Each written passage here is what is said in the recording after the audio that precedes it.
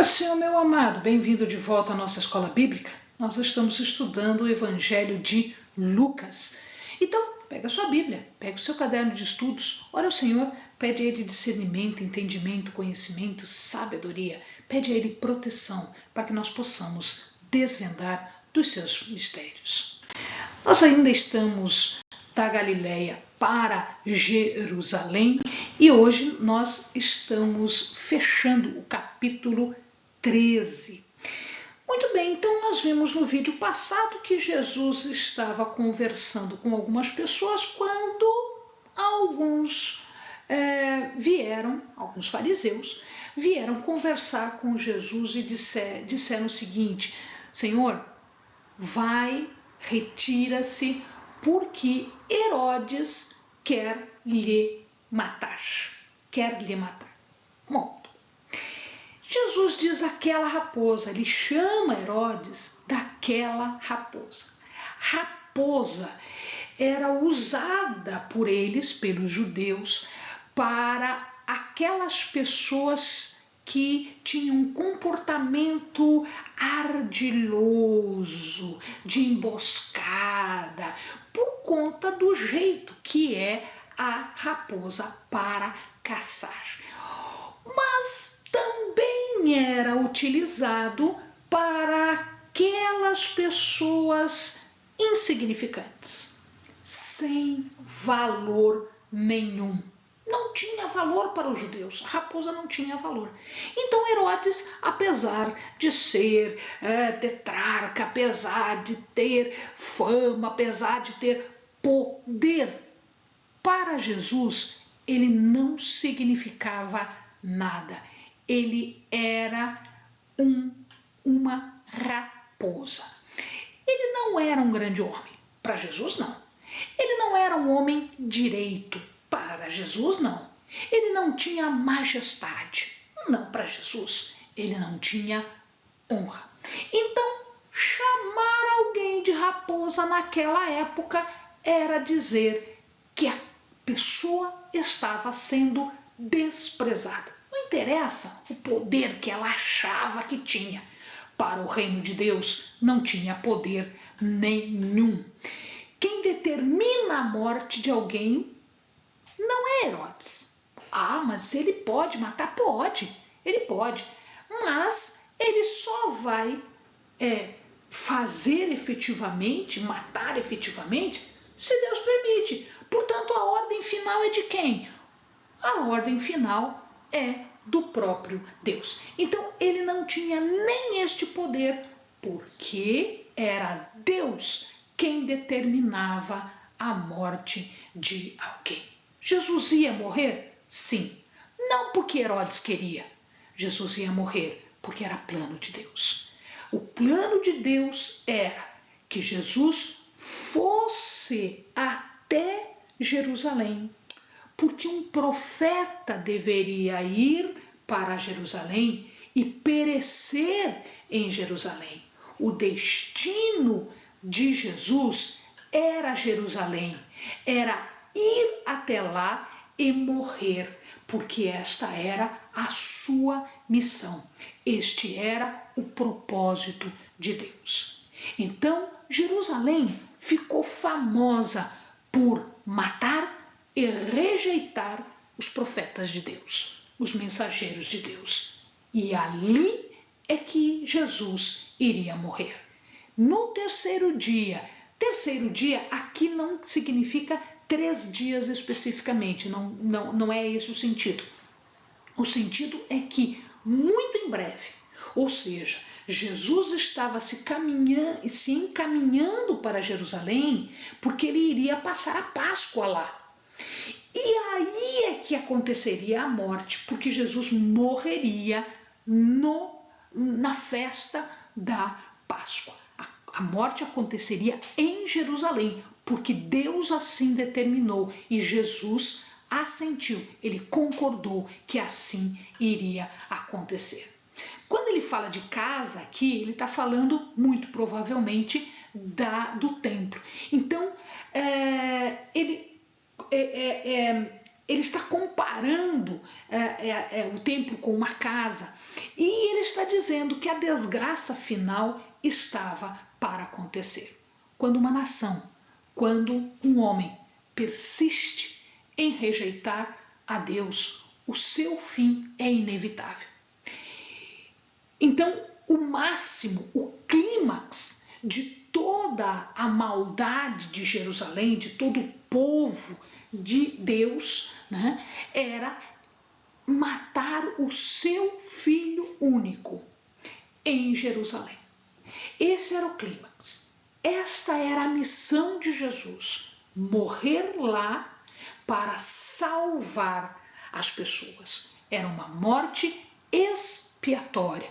Ele vindicaria, ele pagaria o preço do pecado com a sua morte para salvar todos aqueles que nele crescem. Tá? Esse era o objetivo, este era o sentido. Então ele não ia fugir. Ele estava indo para lá para fazer exatamente o que ele tinha que fazer. O fecho do seu ministério. E aí, Lucas começa a falar agora de um jantar. Jesus está num jantar. O hospedeiro, muito provavelmente, era um homem importante, né? E os inimigos do Senhor estavam ali.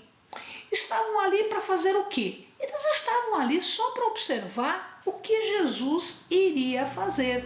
O que eles queriam? Pegar Jesus em alguma coisa que pudessem depois acusar Jesus. E ele encontrou ali um homem que tinha uma doença, a palavra fala hidrópico. Esse hidrópico, a doença, né, era um tipo de um edema, como se a pessoa juntasse água no corpo inteiro. Então a gente já viu, às vezes a mão pode inchar, pode dar um edema, a perna, o pé pode inchar, pode dar um edema, a barriga pode fazer isso. Mas esse homem tinha uma doença em que ele inchava, é como se ele ficasse um pocinho de água, ele estava acumulando água, ele era um hidrópico, ele tinha um edema grande no corpo inteiro. Jesus o viu, né?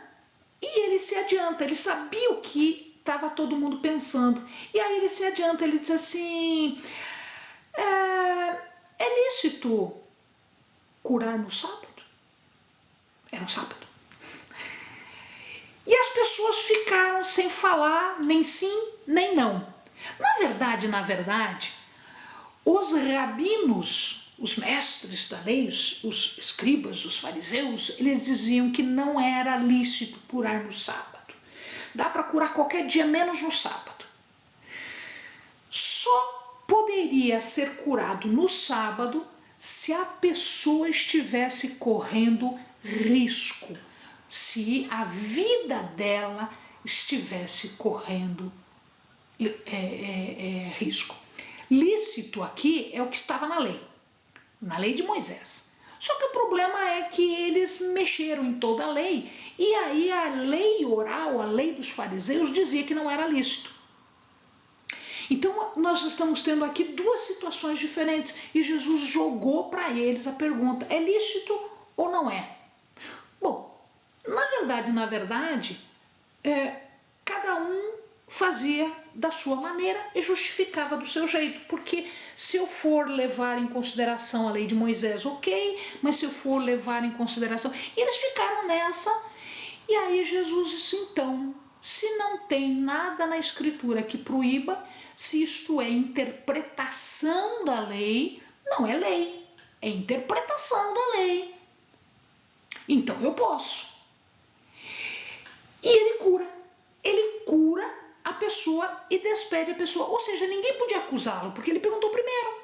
Mas ninguém respondeu. Se ninguém respondeu, ele fez o que ele achava melhor.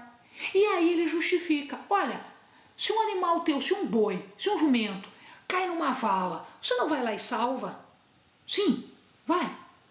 Então, esta pessoa, por misericórdia, está sendo curada no sábado. Os atos de misericórdia devem ser praticados no sábado, como praticados em qualquer outro dia. O sábado foi instituído para o bem do homem e não o homem ficar restrito ao sábado. Então, a lei foi dada para o homem e não o homem para a lei, porque a lei veio depois. Era isso que Jesus estava dizendo. O Jesus estava dizendo que a misericórdia precedia a lei. Era isso. E eles, claro, faziam de conta que não estavam entendendo. Pois muito bem. E aí ele começa a falar sobre algumas outras questões que ele estava observando que as pessoas não aplicavam a lei. Quando uma pessoa dava um banquete, ela tinha mobílias. Na verdade, as mesas de antigamente eram como se fosse um sofá, de tal maneira que as pessoas não se sentavam à mesa. Como você senta para almoçar, jantar, tomar café, você não sentava naquela época. Sentava numa cadeira e colocava as coisas na mesa. Enfim. Não. Naquela época havia uma coisa chamada triclínio. Triclínio era porque era 3 lugares e você se inclinava. Na verdade, você ficava sobre o teu braço esquerdo, né, como que quase deitado. Então, eles dispunham os móveis de acordo com a importância das pessoas que iriam ficar ali. Então havia um móvel que era o móvel mais importante, ele ficava aqui, porque ele ficava de frente para todo mundo enxergava quem estava no triclínio. A pessoa mais importante deste primeiro móvel ficava aqui, no centro. Era essa a pessoa mais importante. Depois, quem estava à sua esquerda, depois quem estava à sua direita. Então as 3 pessoas mais importantes ficavam neste triclínio. Depois se colocava mais um triclínio aqui, deste lado de cá. A 4ª pessoa mais importante, a 5ª, a 6ª. Depois um triclínio aqui. A 7ª pessoa mais importante, a 8ª, a 9ª. Depois se colocava uma aqui, a 10ª pessoa mais importante, a 11ª, a 12ª. Depois um outro triclínio aqui, a 12ª, a 13ª, a 14ª e assim sucessivamente. Então nós tínhamos aqui posições. E aí a gente ia colocando triclínios e ia colocando as pessoas. Então Jesus diz o seguinte, então essa era a disposição dos móveis, era assim que se fazia naquela época. O lugar de honra, então, era o lugar que estava aqui, depois este, depois este. Estes 3 lugares tomados se passava para o segundo triclínio, aqui, com mais 3 pessoas importantes, e assim sucessivamente. Então, o que Jesus diz? Jesus diz que quando você vai para um banquete, para uma cerimônia, não vá para o primeiro lugar, porque pode acontecer que chegue alguém mais importante do que você. E daí sabe o que vai acontecer? Você vai ser retirado dali e você vai passar vergonha, porque daí não vai ter mais espaço. Você vai ter que ficar lá no fundo, ou seja, longe. O correto é que você se sente no lugar mais afastado. E aí quem te convida te encontra e diz assim, não, venha para cá, você é importante, venha para a melhor posição. E aí você vai ser ressaltado. Então, o que Jesus está dizendo aqui, né, é que diz o verso 11, qualquer que a si mesmo se exaltar, vai ser humilhado. E aquele que se humilhar, será exaltado, disse o Senhor. Outra coisa, quando você for fazer um convite, não convide aqueles que podem retribuir. Eu só vou convidar fulano porque depois ele vai ser obrigado a me convidar também. Então, a gente troca. Não, convide aquele que não tem condição de fazer. Convide aquele, que é simples e não vai poder retribuir para você. Porque assim, diz Jesus que não há generosidade em dar para aqueles que podem retribuir. Isso não é generosidade. Isso é fazer de caso pensado, é querer receber em troca, querer receber um convite para pagar o convite que a gente fez.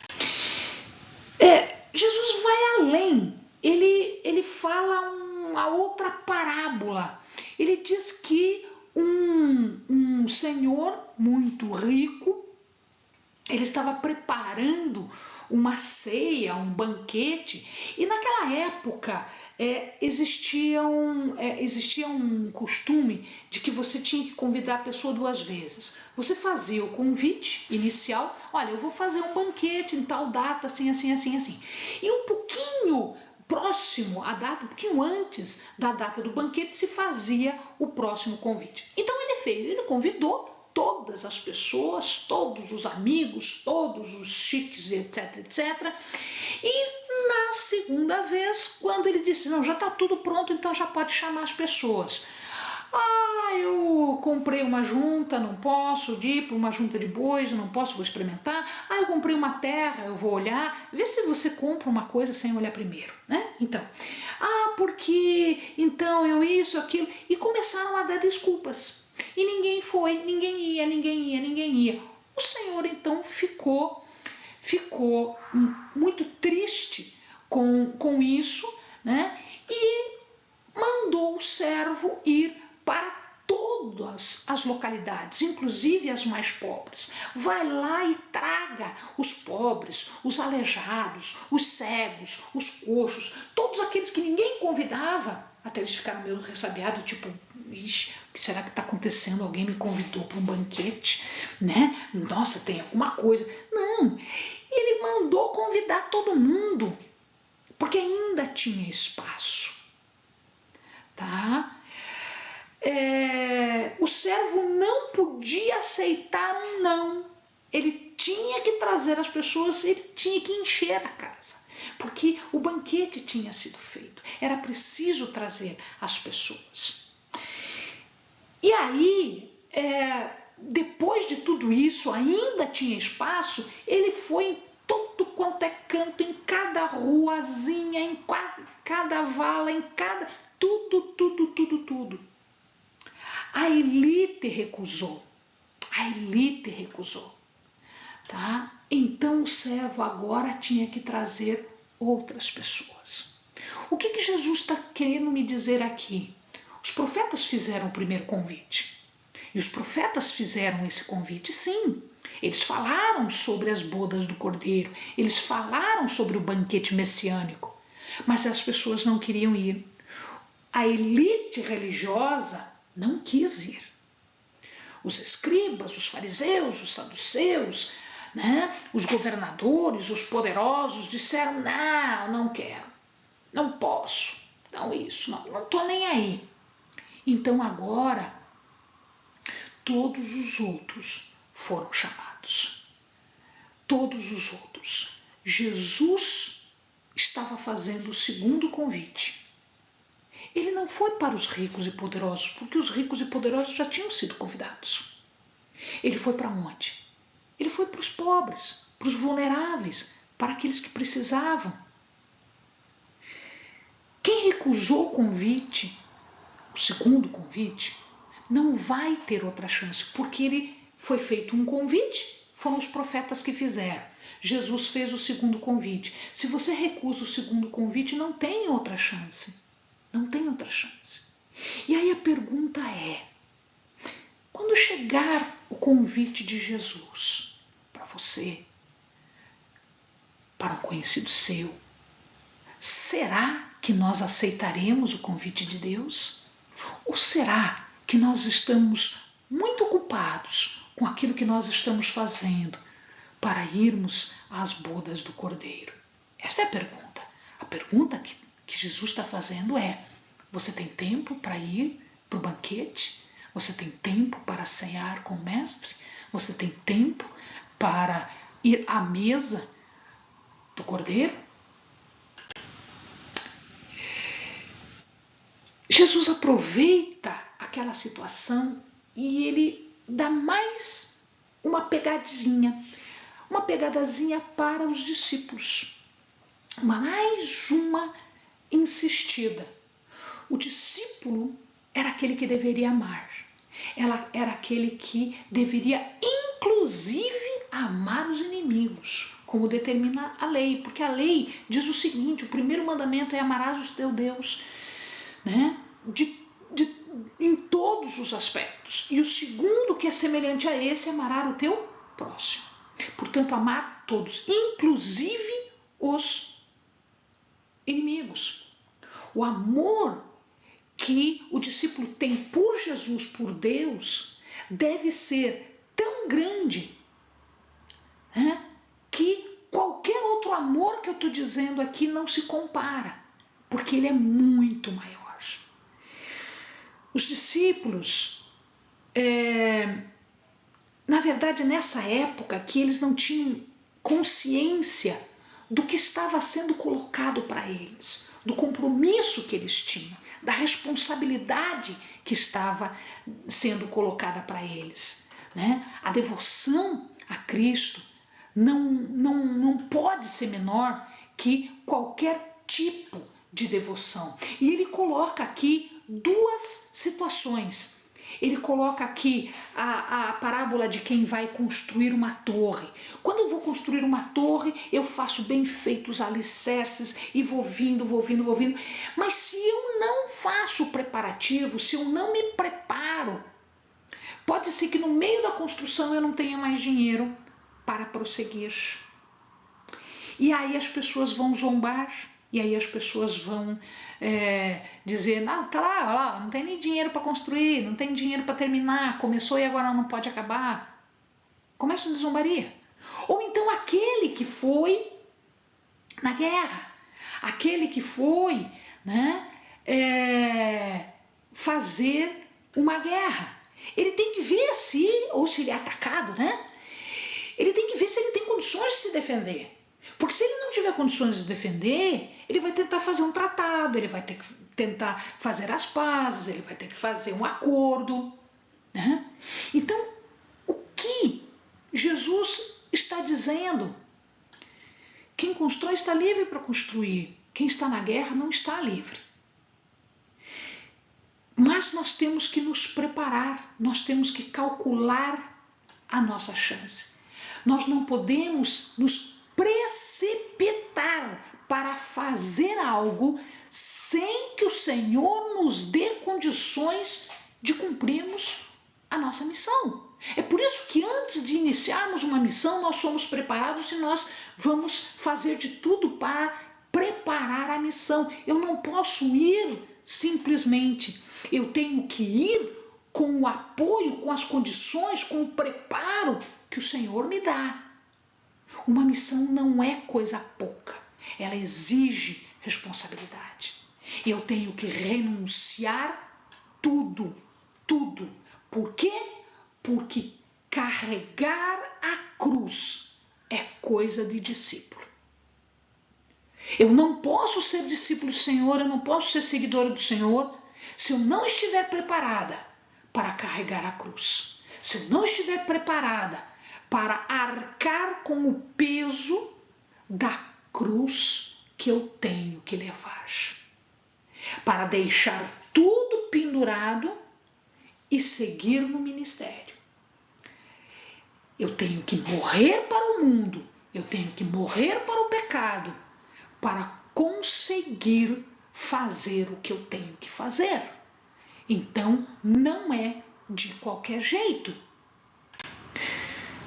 Jesus coloca, então, esses exemplos para nós. Nós temos que calcular as chances. Nós temos que pagar o preço de recusar, inclusive, o Senhor.